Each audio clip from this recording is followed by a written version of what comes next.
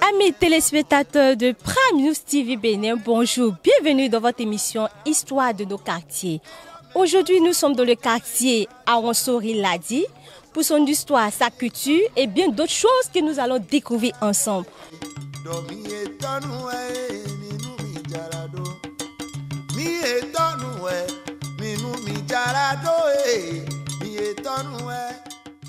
Me wa jefi sunu dokpo edo yon dokpo ayi me wa je quartier fi dai me wa je quartier fi je ko on si tu nkoto mo ro ja me ho tantana si ro nko eton kwa sode to vo pon amo kuliho atie Brahma Wanse Awasele Brahma on violet mais koko de aje quartier temps mais idée quoi idée famille da do famille enewe la jifi et amokuli ho amokuru paquet Brahma nous voici Brahma china le idée yan Wasele donc famille ne la ji agbana ke wa yan ici boy wa je fi kan la ji fi we ji a ito je fi da ibo iro do we ro atoji we ru toji don quoi flen we je dia wa yan yo je don quoi àwọn we ro vivo we me pro ko wa ha geji no so me ro fi o la ji ne comme fi je ye pon fi se do ye mura gero fi quoi e wa je ageoji zo yo fi olaji ma ya hwan ya tro agbo me se hwan ya yo ye je toji ye be supo me fotonu yina wa opede su àwọn sori zogbo ye bi po we de bro toji don dia hwan re je gbigbo yo mi ro pro ye gba pe quoi donc la jisi me khole il est wajé la jifi. Beaucoup ne savent pas que c'est Aronsori Ladi, on pense que c'est seulement Ladi. C'est vrai, l'installation de nos aïeux est issue de la guerre. C'est la guerre qui les a chassés de leur origine. Nous sommes d'Adjara. Nous sommes d'Adjara. Il y a certains qui sont des Paix. Il y a d'autres qui sont de Porte-Novo. Et la guerre les a chassés et ils se sont retrouvés en fuyant sur le lac, en se cachant pour que la guerre finisse. Effectivement, lorsque la guerre finit, ils se sont retournés tous ici. Ce n'est pas seulement Ladi. Il y a les Aronsori Agé, il y a Toweta, il y a Vosa, il y a Zobo, Djidje, Hende, Agata, il y a Agbato, Rakome, Agbodjedo, Yenawa, Avotru. Toutes ces communautés-là se sont retrouvées là-bas. Et lorsque la guerre est terminée, ils ont dit que nous allons revenir maintenant sur la terre ferme. Et c'est ensemble qu'ils sont venus pour dire Aronsori. Donc c'est en quittant Tulola qu'ils sont venus au niveau de la Belge pour dire que la guerre est terminée. Et la guerre est terminée dans notre langue là, on dit Aronsori. Donc Aronsori là, ce n'est pas seulement une seule ethnie. C'est plusieurs ethnies qui se sont partis là-bas pour revenir. Et chaque ethnie maintenant, quand il vient, il donne le nom qui leur plaît là, à leur zone.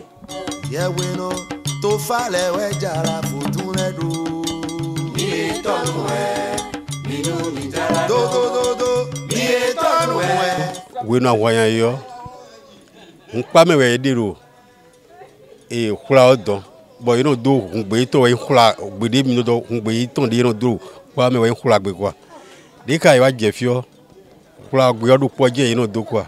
Nous avons boire, mais bien deux, pour la laine quoi. Pour la gueule, miton, mais bien deux. Aïe photo, pour la gueule quoi.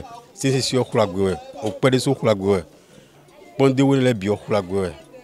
Donc, oui, il est pour la gueule, pour dire deux minutes quoi.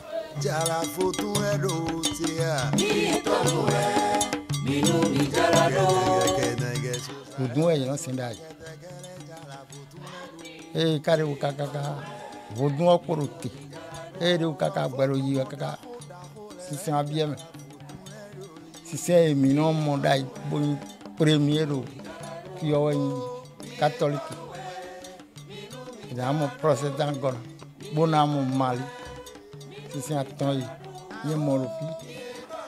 Je no konlena. Ni do fi dia bon se no vodun se no. Nka si son kun do pia. Kaka dja. Do po e no izon kun. Mina vimito na zon din. Bona go se vi bona zon din. Dja je mina yi bona izon. Tok yo sin vodun kon mi de do.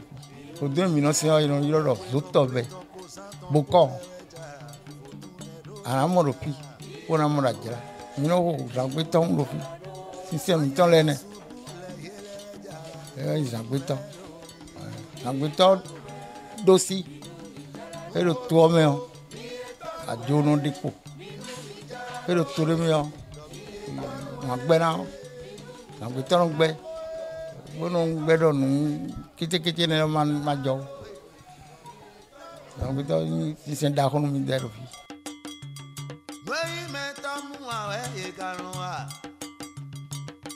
Le temps me wa viro e mi wa fio o toji lo viro mi no we vivi o ga so afara we vile mi no wo bo no we viro do me ku don do viro we vile no wa mi no we o ndam vi o ga o do ro we ro mi da ki bi Dai koko memo wichindi so ko superu mo zukanu do we kumba mo gbadu do we beto superu mo ino to ka so nukun we Tiens, j'ai mis donc des noms d'ailleurs sur moi et metti ganji.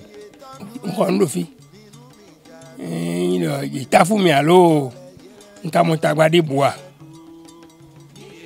Gentiment, j'ai mis bleu nous bil à l'homme. Kaka bon on va barre fi en 78. Bambou en bawe de 12 chambres. Après on va en brique. Mais les cas de ta guardi nous tout me roule bimi. Bon me dirait kakaje. Ladi fait partie des 19 quartiers du 6e arrondissement et d'ailleurs c'est le quartier le plus peuplé de l'arrondissement.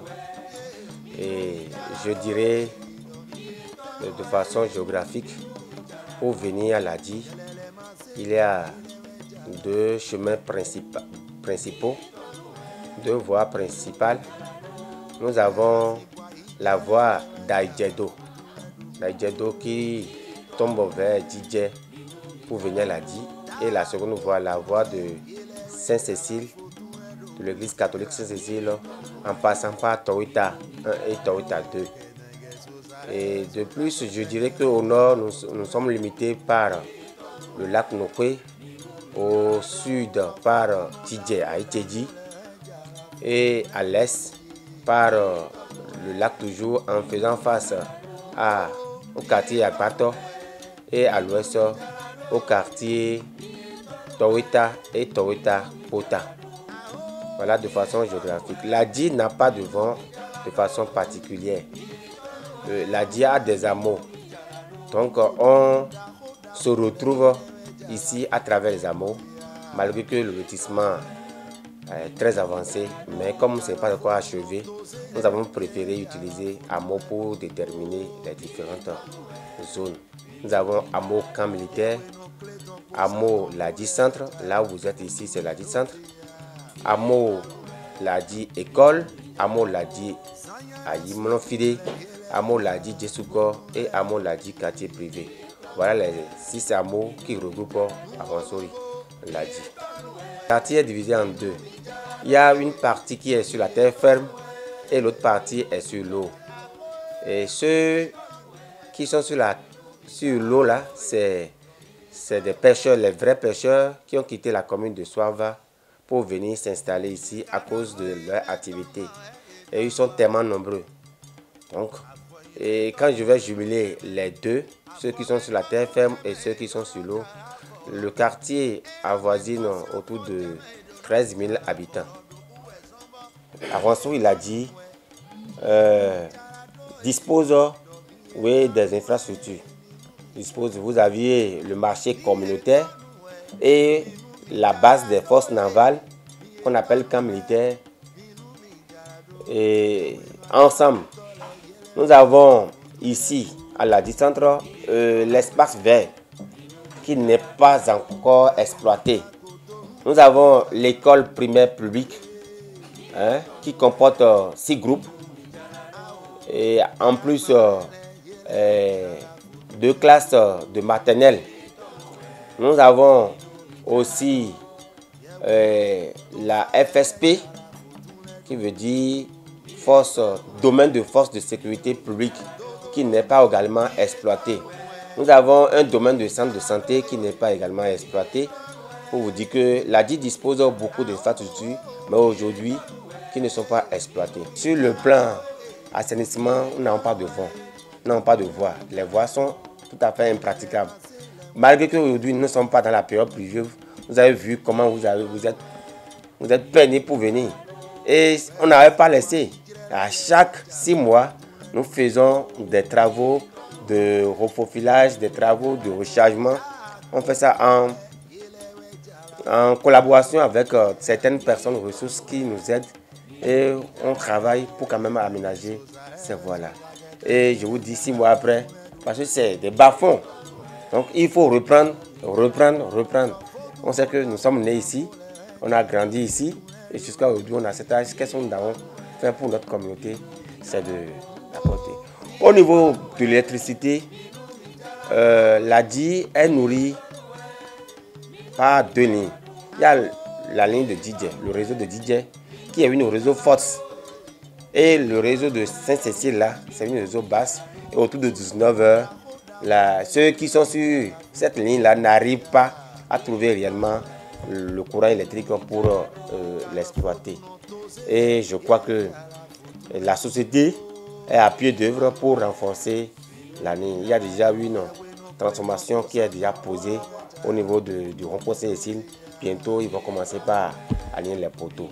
Par rapport à l'eau de la Soneb, bon, ce n'est pas aussi mauvais que ça, mais à des moments donnés, la communauté n'a pas de l'eau et puis on commence par crier. Nos parents utilisaient de l'eau de puits, même utilisaient de l'eau du lac en désinfectant bel et bien. Mais aujourd'hui, personne ne veut utiliser l'eau de puits, on veut utiliser l'eau de pompe. Bon, c'est la modernisation, en tout cas, du milieu. Malgré que ceux qui avaient utilisé, nos parents, avaient utilisé ces eaux pour leurs différents besoins, ont bien vécu. Et ils ont pris de l'âge avant de décéder aujourd'hui. Bon, on ne veut pas, on veut moderniser.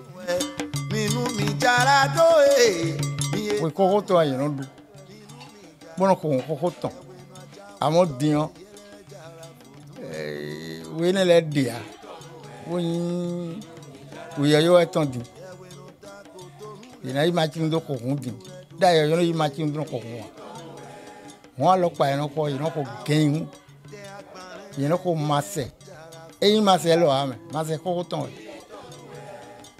yẹn kọ zogon òun tẹ̀mẹ̀tẹ̀mẹ̀ lẹ yẹn kọ lọ lajì kọ́kọ́ dà yà mọ́ diyan ẹ lẹ́sùn kọ́ a. Minú mi jára lóye mi tọ́nu ẹ̀. Minú bu èmi ló dúró ká tẹ́pì ọ́. Nous sommes nous ben nous content nous ok kodo nous sommes po nous aba kodo nous sommes po nous e klon bleo klakun leo Nous minons douleur ni jane. Abolo to, abolo. Minons douleur. Minons il a brodé là, abolo kanji. Minons douleur les tonton le pi. Nous mi dé jibi le pi. A jibi bi ana je koko wo do ho. Ye kana no ko wo yiro ya. Ino ko yiro ya ala siwa. Mi e mi taru komio. Il a des coco, il a des hot d'automne. Il est un gosse. Il est un gosse. À mon petit on a eu dans. Il a eu sur le vide ici. La quoi, il doit. Mais soumis des temps. Vous venez mieux. Il a mis à mi des son candoua. Bodo. Vous sous. Mi la gitrette. Vous mi a girant les sous. Ladji est une population vraiment hétérogène. Ils viennent un peu partout et louent. Peut-être à la fin du mois rejoindre leur maison natale, leur famille. Avant les niens, voici quoi mi ouais ka dans les dos. Olalo dodo no yala mi dolalo dodo no yala communiquer yenton yena ouais mi ka dodo. Chers internautes, nous voici à la fin de cette émission. Le quartier Awonsori Ladi, situé dans le 6e arrondissement de Cotonou. À très bientôt pour une nouvelle découverte.